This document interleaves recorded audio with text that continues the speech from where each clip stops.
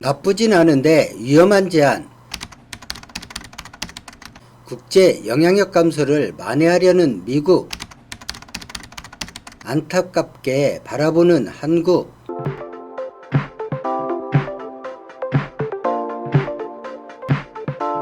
코로나 여파로 6월 미국에서 열릴 예정이던 G7 정상회담이 앙겔라 메르켈 독일 총리가 불참 의사를 밝히고 트리도 캐나다 총리도 참가 확답을 하지 않는 등 일정을 정하지 못해 사실상 연기된 가운데 트럼프는 G7을 G11으로 확대하려는 움직임을 보입니다. 선진국 클럽으로 불리는 G7은 미국, 영국, 프랑스, 독일, 이탈리아, 캐나다, 일본 등 7개국을 말하는데 면면을 보면 미국과 정치, 외교, 무역에서 긴밀한 국가임을 알 수 있습니다. 2014년까지는 러시아가 참여하여 G8으로 운영이 되었지만 러시아가 크림반도를 무력으로 병합한 일에 대해 서방 국가들이 강력히 반발하면서 이때부터 러시아가 제외되었습니다. 트럼프가 내비친 G7 초청국으로 한국, 호주, 인도, 러시아가 포함되어 있습니다.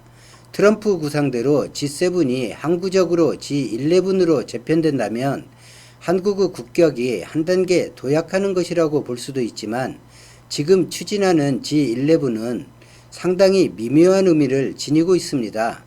트럼프 대통령은 30일 기자들과 만나 기존의 G7 외에 11개국 정상이 참여하는 회의를 개최하고 싶다는 의사를 피력했는데 시기는 9월 뉴욕에서 열리는 유엔 총회전으로 제시하고 여의치 않으면 미국 대선이 있는 11월 이후에 개최하는 방안이 있다고 설명하면서 적극적인 추진 의사를 보였습니다. AP통신은 트럼프 이번 깜짝 발표는 메르켈 총리가 코로나19 확산 상황이 변하지 않을 경우 정상회의에 참석하지 않겠다고 밝힌 직후 나온 것이라고 평가했고, 로이터 통신도 트럼프 대통령이 미국에서 G7 정상회의를 개최함으로써 미국이 정상으로 돌아가고 있다는 것을 보여주려 했지만 일정이 확정되지 않아 이 계획에서 후퇴한 것이라고 말했습니다. G7은 매년 돌아가면서 맞는 의장국이 정상회의에 비회원국을 초청할 수 있으므로 트럼프 대통령의 이번 초청 발언도 이 연장선상에서 이뤄진 것일 수도 있지만 현재 국제 상황을 보면 트럼프 대통령이 국제 질서의 세판짜기 차원에서 G7을 대체할 다른 선진국 클럽 출범을 염두에 뒀거나 그 비슷한 속내를 은연중에 드러낸 것으로 볼 수도 있습니다. 트럼프 대통령이 G7 확대 필요성을 거론한 것은 크게 두 가지 이유인데, 기존의 G7 체제가 매우 구식의 국가 그룹이라는 문제의식과 정상회의 참가국을 확대해 중국 문제를 논의하고 싶다는 이유가 그것입니다. 최근 미국이 중국과 코로나19 확산 책임, 홍콩 국가보안법 제정 문제를 놓고 신냉전이라고 불릴 정도로 정면으로 충돌하고 있음을 고려하면 확대 정상회의는 다분히 중국 견제용이라고 볼 수 있습니다.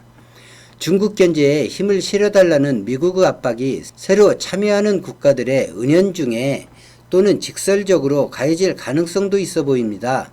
이 경우 우리나라로서는 미중과의 관계에서 외교적 부담이 될 수도 있고, 초청을 이런저런 이유로 거절하는 것이 외교적으로 더 나은 선택일 수 있습니다. G7을 G11으로 확대하려는 트럼프 대통령이 현재 G7 체제가 세계에서 진행되고 있는 상황을 적절히 대표하지 않는다고 밝힌 것처럼 G11 정상회의 제안이 일회용이 아니라 미국 중심의 새로운 주요 국가 모임 구축 의도에서 나왔을 가능성이 좀 더 설득력이 있습니다.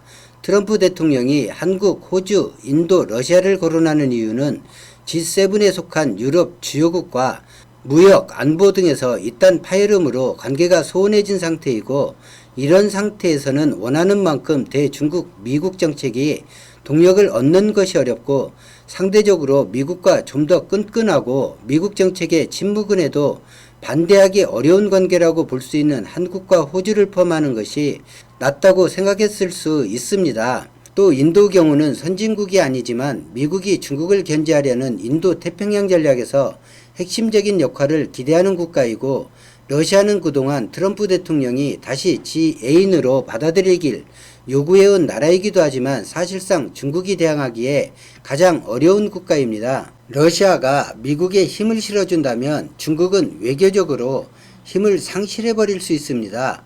만약 트럼프 대통령이 G7에 4개국을 추가해 G11 구조로 만들겠다는 의지가 분명하고 기존 G7 회원국의 동의를 얻는다면 현재 G20 회원국인 우리나라 입장에서는 최고 선진국 클럽에 들어가는 성과로 보일 수 있으나 이를 성과로 보기엔 현재 미중 갈등이 너무 심각합니다.